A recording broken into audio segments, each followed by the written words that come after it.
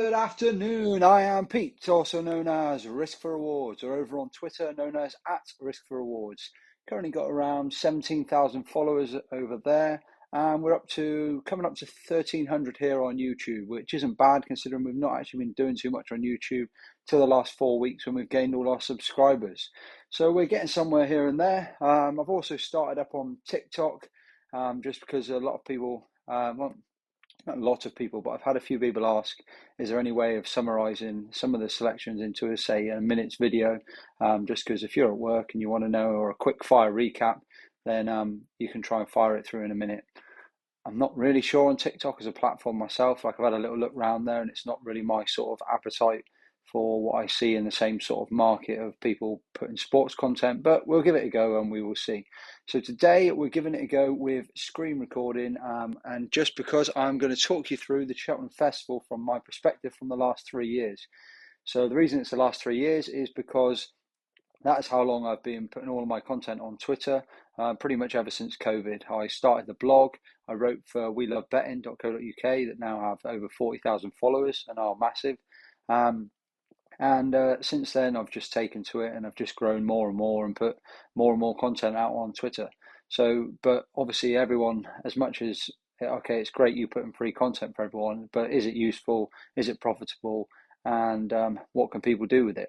So, I'm going to talk through my last three Cheltenham festivals. They are going to be brief, and I'm not going to take much time on each of the years, bar obviously this year's, because this year's is the result people are interested in.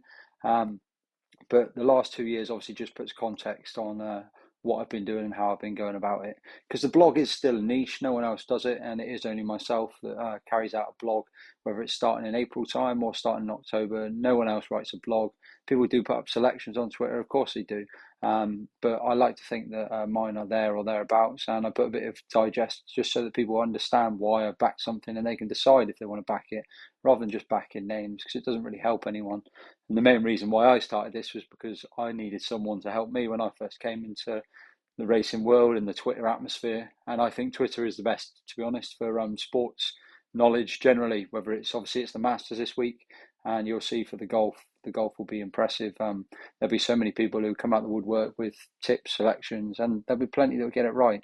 And I just think it's the best place that you can find sporting knowledge. Anyway, I digress. So let's have a talk and a quick look through. So the 2020-2021 festival was obviously the year of COVID. So we will start with my selections. So I had two selections. Obviously, all of my selections are either on the blog or put up on Twitter, or they'll then go on the blog. So if anyone wants to check any of these results, look through, see what I wrote about them, or see what content I put, or what date I placed the bets and stuff, all of these will be on my WordPress. So if you go to the Risk for Rewards WordPress, you can scroll through, and these are still on there now. I've just compressed them into Excel, just obviously for ease, and just for simplicity. I've put them all to the equivalent of if you'd bet a £10 stake. Me personally, I don't bet to points, but I've done it for points just to show context, and to keep it simple. But the reason I don't bet to points for, say, an example here is if you were to back Shishkin for the Arkle at, say, 1-2, as opposed to you're backing, I don't know, two horses in the Coral Cup at 14-1. You're just not going. Well, me personally, I'm just not going to have the same stakes on those, because say you put £1 on Shishkin to win the Arkle, you win £1.50 back. If I then go to the Coral Cup and put £1 on each of those two, and they both lose, then I'm then minus 2 points. So I'm actually 50p down. Well, £1.50 down. Sorry. When obviously Shishkin would have been one of my stronger selections. So that's why I don't do flat stakes. But for this, it will go against me, because obviously I will be punished if I've had four horses in the Coral Cup, even though in real life I wouldn't have put the same amount as what I would have on, say, a champion hurdle horse. It doesn't really matter. It's just the fact that that's what I've got to do for this basis. I am looking forward in the future. So in the next couple of weeks, there are hopefully going to be a few plans going ahead, and it will that when some of my selections come out, they will have staking plans so that I'd put more points. A prime example was the year just gone. So Constitution Hill, I put that up in the summer at 5-2. So if I was on a point sort of thing, that could be, say, 4 points. Whereas something that was, say, 20 to 1, and I thought this has got a chance, but might not be really strong, that could be like, say, a zero point 0.5 points. So but the reason that I don't put any points on it is because at the end of the day, it's that person's perception. All I'm doing is providing the information. I'm not telling people what you should or shouldn't do, or I like to think that either by my talking or through what I've wrote, people can see how strong or confident I am on something, and they can make their own decision. All I'm doing is just bringing the information to someone who has less time or less knowledge, or they just might not have seen it themselves. Anyway, right, so this year, going to keep it quite swift. So we had two selections in the Supreme. This was the year, the 2020-2021 festival. Obviously, Ballyadam and Appreciate It. Ballyadam was 40 to 1, sent off 6 to 1. And Appreciate It was 7 to 2, sent off the 8 to 11 favourite. And they finished the 1-2.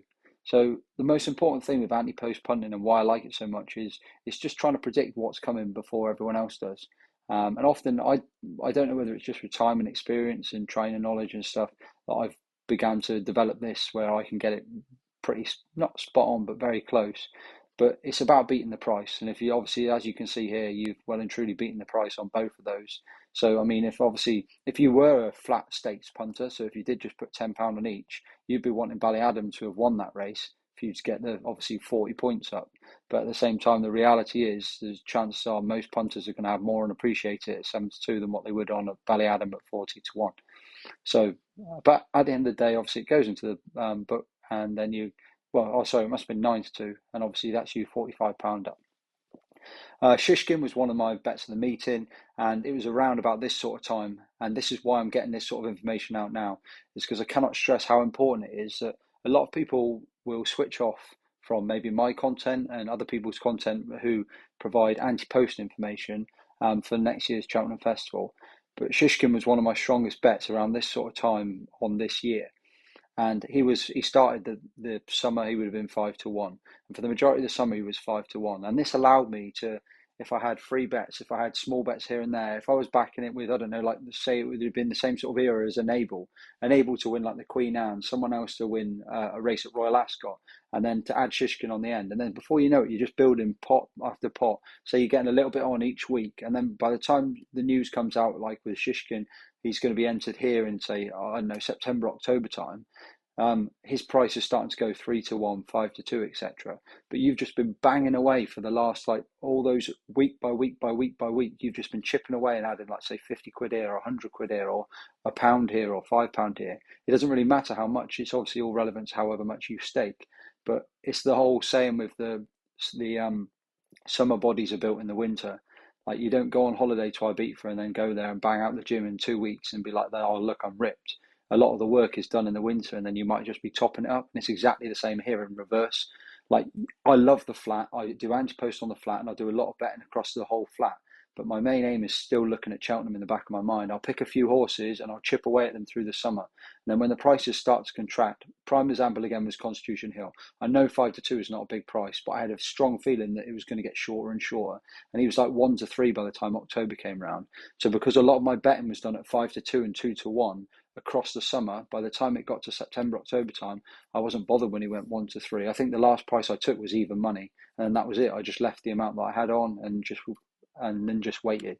So it's so important that you are looking after both Aintree and Punchestown, or before Punchestown if you've got a keen eye to going forwards. And that's why I'm doing this, is just trying to open, obviously look at different angles. So again, brilliant result. That was my biggest win of my life. And then onto the Champion Hurdle, of which obviously I had 4 horses at the time. This is something that I have looked to. I'm going to explain when I get further down, but I have looked to try and come away from having as many selections, especially in a race like the Champion Hurdle. But at the end of the day, obviously 4 selections. Honeysuckle went in at 10 to 1, which meant you got £100 profit from her. The other 3 lost, so you still make £70 on the race. So I know a lot of people say, oh, how can you have four picks? Well, there's your prime example. And this is why I'm doing it. The amount of people that come at me with, yeah, but you picked 4 horses in the race. You could have 4 horses in an 8-runner race. If you've got the 10 to 1 winner and you placed, all it's done is, of my £100 profit, is it's took £30 off it. You're still making money. And this is what I'm trying to explain. I cannot emphasize enough the amount of people that think you have to have 1 bet in each race. It's just not true. Concertista was such a strong bet for me from a long time. This is another I chipped away at. And obviously she came second. went off 10 to 11 favourite. We got Antepost of 10 to 1. And again, this is depending on the type of punter you are. If you like to lay off, you're absolutely laughing there because you can lay off your price. And then obviously you're making a huge amount, but I didn't lay off for those wondering. Saint Sam. So Saint Sam got 25 to 1 and went off 9 to 2, came second. So you don't get paid out for second because a lot of my anti-posts I do win only, just because if they don't turn up, you're losing your bet twice if you've done each way. But I'm not against it because a lot of friends back in the Min and the Melon days in the Supreme, they were backing them at 50 to 1 each way, and I was just backing them win only. And obviously they get paid out at 10 to 1 when the horse comes second. So it's just each to their own. That's why I'm not here to tell you how to do it. Galvin, brilliant result, obviously. So this is an interesting angle here. Like Brave Man's Game and Galliard de Mesnil were my two main Ballymore plays here. Obviously, you think about these horses, this was 2 years ago. But Bob Olinger became the talking horse on all the rounds prior. So the reason, if you do anti-post, by setting up these two horses, it allowed me then to take Bob Olinger at 4 to 1. And if you've bet, say you've bet, I don't know, 16 to 1, say, I know obviously here I'm looking at just level stakes, but say you've bet Brave Man's Game to win £100 profit. You're like, okay, I'll back Galliard de Mesnil to win £100 profit. Then you think, do you know what, Bob Ollinger's 4 to 1. I'll do the same for him. And that way, if any of those win, then obviously you're winning. You're still winning £100 profit regardless. And looking at the way those are staked, I don't know, it may have cost you about £35, maybe something like that. Like it's just, if you've got two and you think the other one's a likely winner, there's no reason why you can't reduce the amount of profit to get the other on side. And obviously these came 1, 2, 3, so it worked out. It was the correct play to make. Pence Full of Lead and Eclat de Rire, they were quite speculative at the time. Then obviously Monkfish was the main one. Again, punished for the level stakes punting because I didn't have the same amount of money as I did on Monkfish as the other two. The Coral Cup, this is something I've learned. Obviously only two selections here anti-post, but as you'll see further down the line, I didn't do any anti-post. I just did a couple on the day because I just think the markets are that big and that strong. You just don't need to be. Champion Chase, obviously I got these wrong by having Grenadine and Chacun Pour Soi, but it allowed me to put the kettle on the day. So I backed her at 10 to 1. That is in the blog if you want to go back and look at it. That was my selection on the day. And it just meant you had 3 prongs. So obviously, yeah, okay, I would have lost my 20 quid, but by backing Put the Kettle On, it gave me £80 profit from her. Tiger Roll, the boy, again, still beating the anti-post prices, 7 to 1. Went off 4.5 to 1. And obviously a good profit. Sky Pirate, many of my followers started from the Sky Pirate days 2 years ago, so people won't forget that one. And then Kilcrit Sir Gerhard. So this is another prime, exactly the same as what I was saying. So Sir Gerhard was the favourite all along. Kilcrit come out was a talking horse, and 10 to 1, it won. And then got backed all the way into SP 10 to 11. But on the build up to it, I thought this is a 2-horse race. So I then went to Sir Gerhard and backed him about 3 or 4 weeks out, knowing that he'd probably get backed as well. And then that way, if you've backed them to a similar sort of amount of money to win, then it doesn't matter which one wins, as long as obviously you're making a profit. And obviously that's clearly what's happened here again, because Sir Gerhard has ended up winning despite not being favourite. So it's just about trying to level your book and not be greedy. Envoy Allen, oh man, that would have been one of my, well, it would have been the biggest payout I would have ever had of my life, but I did lay an awful lot off. It's the one time that I can tell you that at Cheltenham, that in the last 3 festivals, that I have had a lay, just because of the fact of it had been such a good year with the other two winning that it just made complete sense. But it's a shame. Obviously, he won this year, but he didn't turn out to be the star we thought he would. Another brilliant result here. So obviously, Mrs. Milner at 25 to 1, Boss Oscar at 8 to 1. Many would say if you did each way, you get this and that. But at the end of the day, when you get £250, so you get £10 on at 25 to 1, like that's £250 profit straight up there. If I started doing £5 each ways, I get like £120 profit stuff, and that's just not my sort of bet. So at the end of the day, I was more than happy to get the 1-2 there. Obviously, Allaho 10 to 1. Yeah, okay. Again, people say, oh, there's only 10 runners or whatever, 3 horses you backed. Yeah, but I've won £100 off one of the horses. Take the 20 off for the other 2 losses, you still made £80. So, Cider Burley obviously finished second. Tell Me Something Girl, another massive win. Oh, by the way, just obviously you can probably see this. This was my best festival I've ever had. The first year that I did it, full on Twitter, full on the blog. And it could have been even better, as we'll find out on Friday. But this was a phenomenal year. Tell Me Something Girl went in at 22-1 Antepost. That's another £220 made. Zanahiyr was the talking horse from the season. And I remember I backed him at 5-2. And then on the week of the festival, there was a lot of talk about Quilixios at 5-1. So I backed him just before the festival started, Antepost to the market. And then by the time the morning came around, he was 2-1. And obviously beat the market again on both of those. But that was the horse that won. And this is what, again, obviously I don't want to teach people like how to do things, but what I'm saying is like by backing certain horses, it opens the door for you to back others. I could have left it and gone, right, Xana, here's the horse I've backed, this is the one. Whereas I could only see one of two winners. And so I was like, right, I'm going to obviously add this one to it, similar sort of amount. And I'm like, okay, bang, bang. And it works. Sometimes it doesn't, obviously, but on this occasion it did. Gold Cup, three strong chances, missed it on all three. Obviously, A Plus Tard won the year after, but not this year. Billaway, exactly the same. This is where I said it could have been better because both Billaway and obviously you can see here LMA, both of those two finished second, and they then went on to win the festival the year after. But not forgetting Galloping Deschamps that I had put up at 25-1 to win any race at the Cheltenham Festival. We will never see prices like that again. And he went off 8-1 to win the Martin Pipe that day. So I put him up obviously for both. That was Antepost, but you could have still had him at 8-1 SP. So that was incredible when you look back. So then just you look through and look, you can see that it was obviously I was a very fortunate festival for myself. And if you'd put £10 on each of them Anteposts, so my Antepost starts in probably about normally after Aintree, so 10 days time. If you'd put £10 on each, you would have come away with £1,055. And if you'd put £100 on each, you'd have come away with £10,550.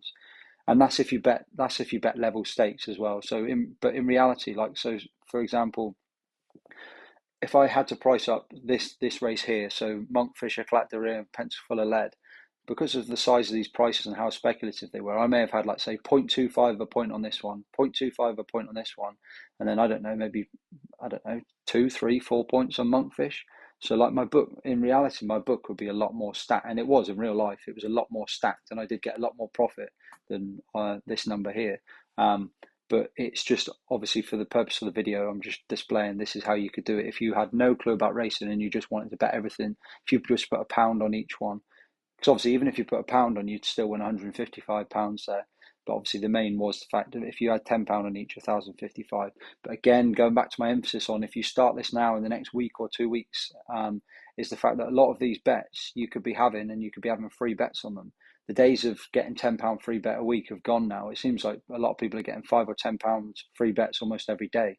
So you think if you're getting £50 worth of free bets, like you could be backing all these sorts of horses and it's literally costing you no money. So when I'm losing -10 on each of the ones, like you're not losing anything. You're just gaining if the horse is to win. So yeah, so that's the first one. Let me just, hopefully I can swip this across. Here we are. So on to the next one. So this would obviously be last year. Up to the top. Pull it across. Right then, obviously last year, again, this is me going back to, obviously this is exactly the same. Flat points. Supreme Novice. I ended up covering 4 horses. But at the same time, it was in the market. I had the first 3 covered. So you look at the SPs of them all; they were all, and I had look at the SPs of all of them. You ended up with 2 9-4 shots, a 5-1, and a 6-1, and I've got prices of 5-1, 5-1, 4-1, 33-1. And again, people will say, "Oh, you backing 4 horses?" And it was only about an 8-runner race, and we did end up with a 1-2-3. So if you back each way and stuff, but job one was 33-1. To be fair, but again, going back to level stakes, obviously. Instead of level stakes, I aim for level profit personally, so that I try and back all the horses to win the same amount. So Constitution Hill, obviously, you look at that straight up, and he's made me £20 profit, whereas in reality it probably would have been slightly different. Edward Stone for the Arkle, that was obviously a good return. Not a lot of beating the SP, but they still both ended up going off favourite. I'm sure I backed Riviere de Tel at 9-1, not 5-1.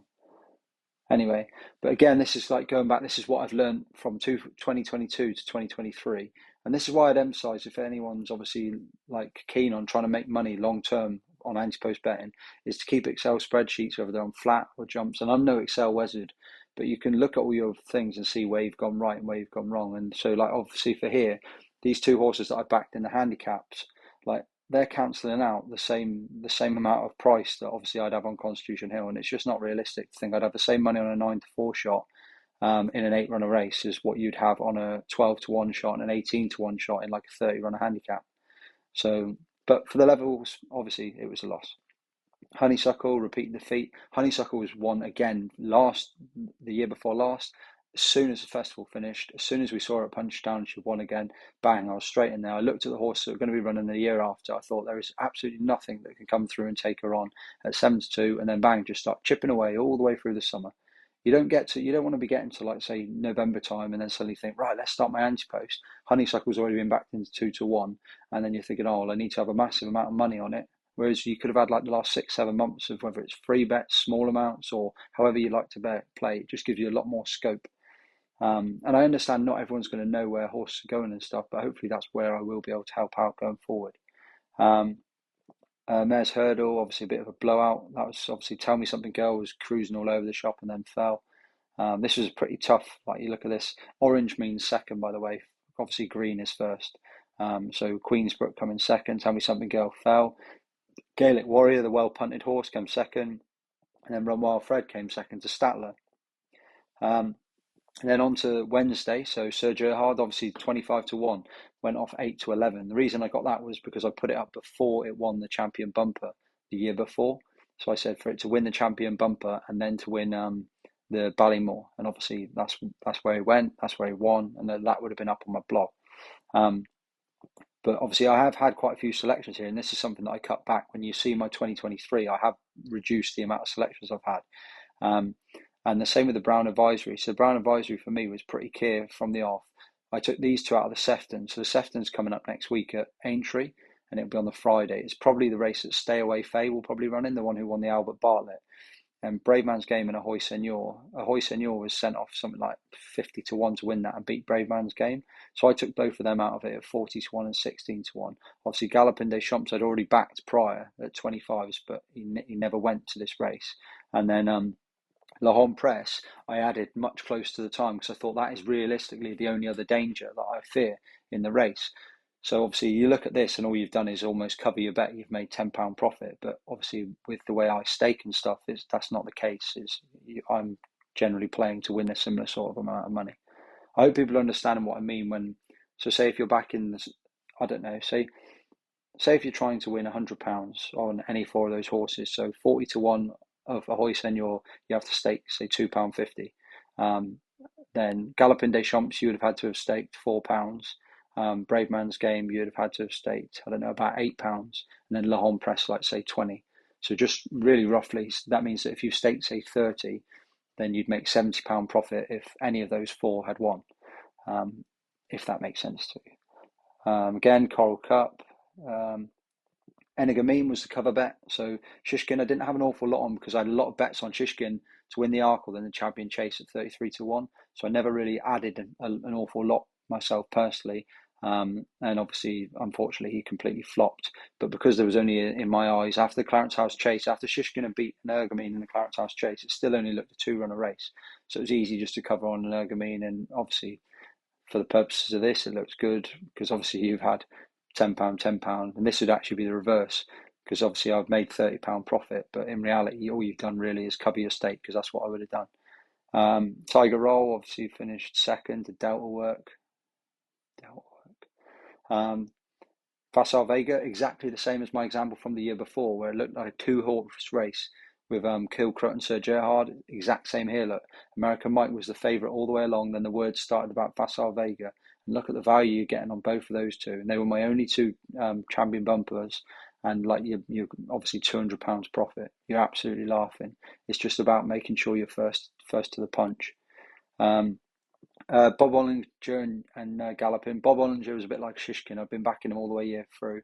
And then I added to Galloping when I found out he was definitely going. I then started adding money to level the books because that really was a 2-horse race. Obviously, there was only 4 runners, and the only way I saw it was if they both took each other out.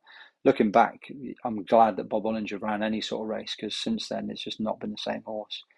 Obviously, Allaho and the Ryan Hare, again, same sort of horses now. You're like, okay, at the end of the day, you've backed him 7-4 or 15-8.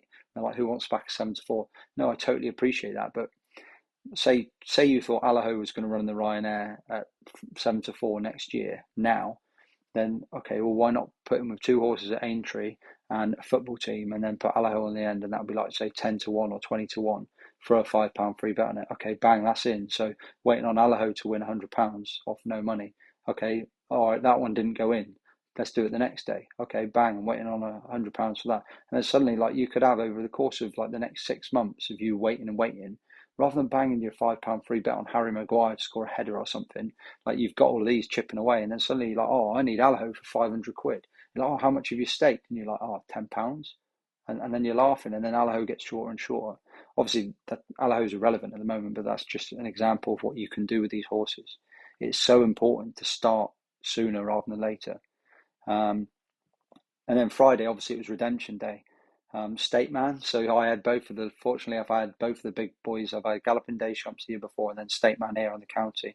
And I like to think I've got an angle to be able to choose those. And then obviously A Plutard got the job done. Then Billaway, then LMA, and it was like redemption day all over. So obviously this year's profit, I still had 13 out of 28 winners, but they weren't at as big a price as the year before. But you're still, to a £10 stake, you're still making £597.50, which to me personally can't be sniffed at all. That's almost 60 points profit, and 5,975. So if you put £100 on each of those selections, you'd make £5,975. And as stated before, I can't emphasize this enough, is the amount of money that you'd have on a horse like, say, this is me personally, obviously not speaking from everyone, but Allaho, say at 7-4, the amount of money that you'd have on him to win at the festival would not be the same sort of level stakes as what you'd have on Ain't That a Shame front, or Salt Schoolboy Hours at all these bigger prices, or Brandy Love at 20-1 and stuff like that. Like, you could put those three in the Pretemps, those three in the Kinmure, those three in the county, those three in the Mayor's Novice. You could put all of those together, and they might not be as much as what you'd have on something like Allaho. It just completely depends on the punter. But obviously for this, it does show negatively towards my stakes. But obviously it doesn't really, like, I'm still almost 60 points up, and you would still have won just short of £6,000 if you'd put £100 on, or just under £600. And obviously these things pay for a holiday, but it's also the important thing is it's £600 profit. That if you, like I said, if you start doing these free bets and you get things in early, this could be £600 of pure profit, as in you've not staked anything, you're not going to bed worrying or thinking about any of your money, you're just waiting to collect. So right, on to the final one, obviously the main one, which is this year's festival. Let's fire up to the top. So obviously, as always, as everyone who's followed me for a long time, I don't butter anything up and lie to you and say, oh, I haven't done this. I have got my non-runners or my losers. So obviously, Jet Powered and Redemption Day, neither of those ran this year. So we moved down and we've got El Fabiolo. So this made me laugh because, like, coming close to the festival, I was saying, oh yeah, we've got these three horses back. And everyone was like, oh yeah, well, that's obvious. But if it was so obvious to everyone, why was everyone else not putting them up Antepost prior to the start of the season? Like, I'm not saying I'm brilliant, but it was fairly obvious, and it was the fact that. But you look at these prices, you got Dice Up Dynamo at 20-1. Like me personally, I got closer to 12s because I just couldn't get there was only two accounts that you could get 20-1, but a lot of people would have got 20-1. And then El Fabiolo was 7-1, but you could have got bigger than that as well because he was bigger than that after his debut. And then John Bon at 4-1, and you could have got bigger for John Bon, but there was a lot of talk about him going to the Turners, so obviously I had to wait. But yeah, it did become obvious. And then you're sat, so come the day, you've got an 11-10 shot, 2-1 shot, and a 5-1 shot running for you. And if you back them all to win a similar sort of amount of money, then you really have got the game absolutely nailed. But obviously, if you back them to levels, that's it, bang, straight in with a £70 profit, and then take the other two away, and you're making 50 quid. So I mean, it's just, the way I see it is you're not looking at one horse with each race. You're looking at multiple horses at the correct prices, and those were the wrong prices, especially these two. The only reason John Bomb, I unfortunately missed the boat, as I've said, was because of so much talking and going to Turners. And in hindsight, that probably would have been the better race for him. Constitution Hill, as I've mentioned before, it makes me laugh because I put it up on Twitter at 5-2, and someone just let rip about how you can't put a 5-2 shot up. And this is why I've got the blog. So all I did was I just ignored the person, and just went straight to the blog, put it all on the blog, put all the information on the blog instead, and just thought, you know what, I'm going to remove it off Twitter. And I took it off Twitter because I just thought people like this don't deserve to see it.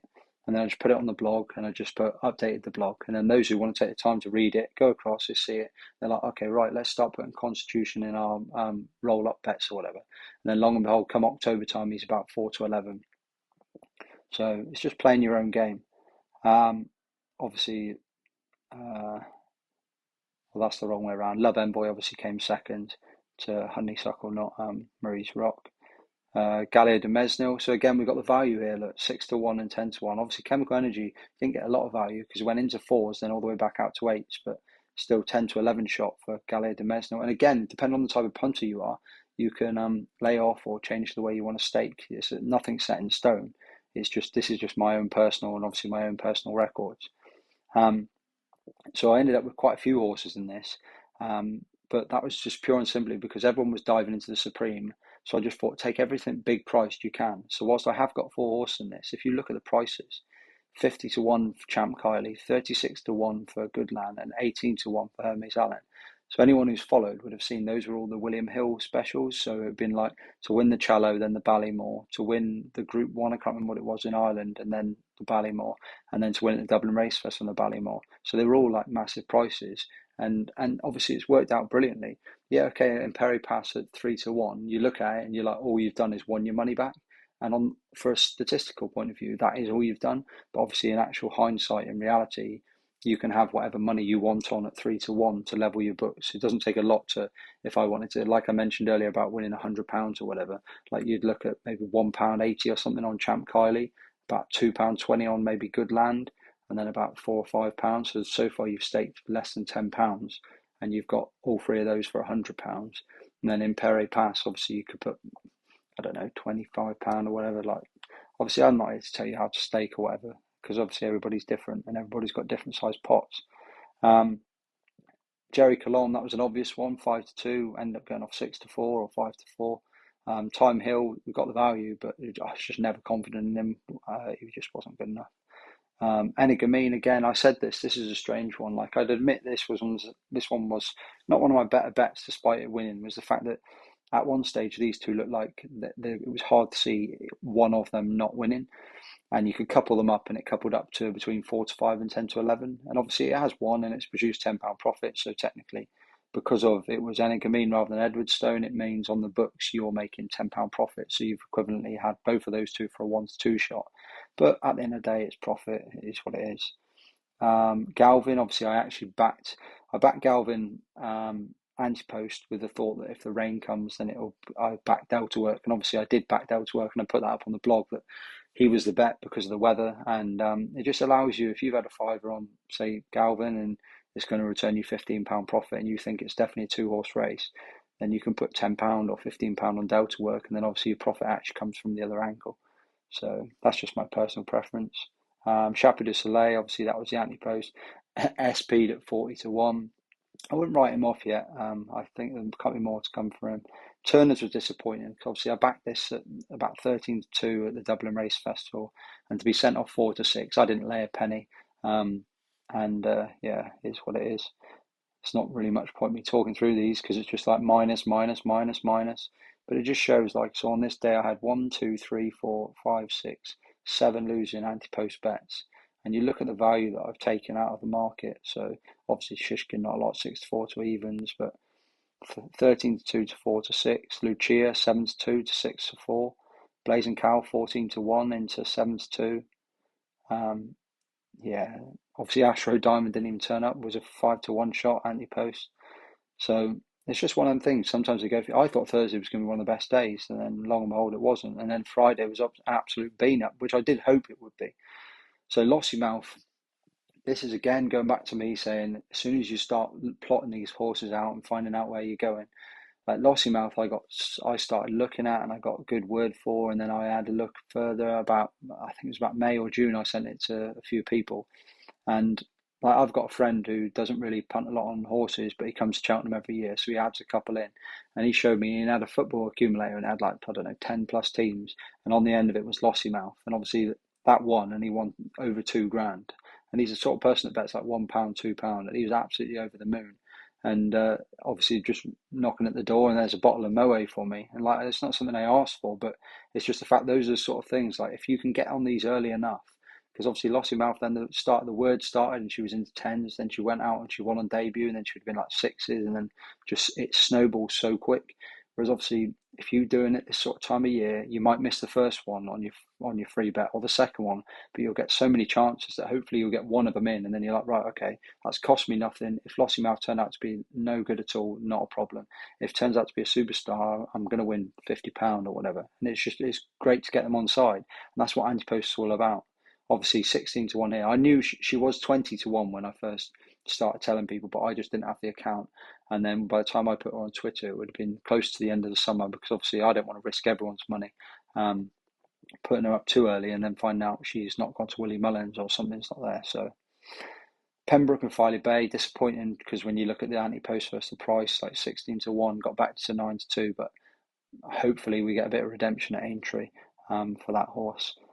Galloping Day Champs, obviously everyone was on the King George Galloping double. We waited 13 months, but a lot of people were on at 50 to 1 plus for that double, for Brave Man's Game to win the King George and Galloping to win the Gold Cup. So that paid off well. But even from a simple standpoint, obviously £60. And then Brave Man's Game was a danger, finished second, and that was how I thought it would be all along, and thankfully it was. But obviously, if you bet to level stakes, you'd want Brave Man's Game to have won. But that's just not the reality of horse racing. The reason that they're priced in those orders is because that's what they're expecting, which is why I don't believe that level stakes should be accounted for at all times. On to obviously Impervious, another one that was just an absolute blinder. Put that up on like the Saturday night or the Sunday morning before before she raced Dino Blue, and I know plenty of people are on this one. And these are the ones that are really good for the punters, 16 to 1 and 28 to 1, because even if you're only having a pound on, then like you're looking at obviously £28, take away that one, so £27 profit, £16 take away that one, so £15 plus 27. You're looking at £42 profit, even if you only stake a pound, or you would have made £420 if you're betting on £10 a point.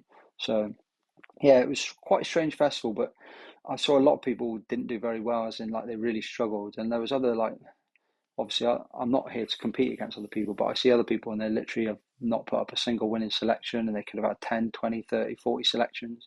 And then other people, they may have done better than me or as well as me, sort of thing. But I think the most important thing is trying to get the horse to the race, not ending up with like non-runner, non-runner, non-runner, and trying to shoot for the stars by, oh, he's a great big price. Well, he's a big price because he's probably not going to go to the race. So I like to feel like I'm getting to those sort of ways. And if you look as well, I've got a lot fewer selections in like the handicaps. Like there's no point, I've found out, putting 3 or 4 horses in a handicap. Some are non-runners, some drift and stuff like that. It's just not worth it. Wait for the day and lose a few points, or wait for the week even. So again, the thing is, it would have been a better festival if it was a 3 day, because obviously you wouldn't have lost the seven points in the middle. But it's just one of those things. Fortunately, we were lucky. And I think most punters, I don't know anyone who did, unless you backed Cider Burley, because I saw a few people back that. I think most people were completely cleaned out on the Thursday. And so in effect, it was a 3 day festival that you were playing for. But most people had a good Tuesday, Wednesday, and I think quite a few had a good Friday. So, but look, it's a much smaller, like I had 14 in the last 2 years and only got 8. But the most important thing is, even though I got 6 less winners, I still only ended up with about 18 points shorter in profit. So again, £415 to £10 a point, and £4,150 if you back to £100 a point. So despite it being quite a very difficult year, again, the results were good. So if you look over my last 3 years, depending on how big a punter you are, if you were a £10 punter, then you're making 1,055, 597.50, 415. So to put that in simple context, you would have made over £2,000 if you'd followed everything that I've done. Well, close to 2,100. And if you're a £100 punter, which obviously you're not realistically going to be a £100 punter on some of the horses, because some of them would have been like I don't know, 33 to 1 in October. Will the horse even make it there? It's just not worth it in that sort, unless you've got a big betting bank, obviously. And then if you are a £100 punter, you'd be looking at 594 150, so 10, you'd be looking at over 20 grand that you would have made in 3 years if you'd followed me, both on Twitter and through the blog. And the thing is, as well, as I hope that people are beginning, like I had quite a few people come up to me at Cheltenham, and they said, I'm beginning to see what you see or think the way you think, and I can almost see what you're going to put up or what I think you'll put up before you put it up, which is brilliant because that's why I'm doing it. I'm not doing this. I genuinely could go to a race, look at who I think is going to win the race, and scan through and do it in anywhere from about 10 minutes to 2 hours. But the thing that takes the time is the content and writing up horses that I don't even think have a chance or anything to do with that. So it's good that other people are learning, and it's just doing something to help, because that's all I wanted a few years ago. I say a few years, probably over 10 years ago now.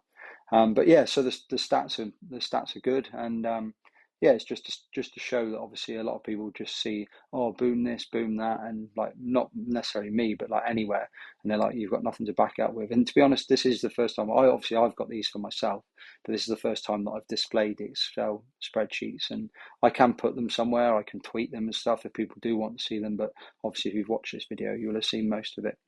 So yeah, so that's my Cheltenham review from the last 3 years, and that is as far as we're going to go today. So I hope the screen records worked well, and I hope this helps a few. Something very different, a little bit different. Obviously, I've not done one before, but it just shows that you can be profitable.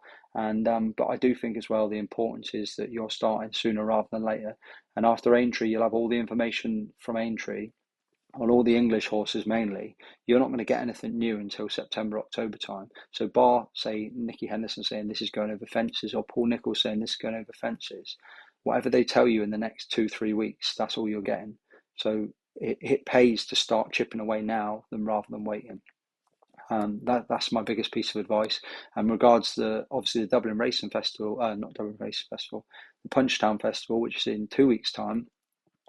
If you can target horses based on where they're entered there, and where they may end up at the festival, then you can get the early prices, so before they run there.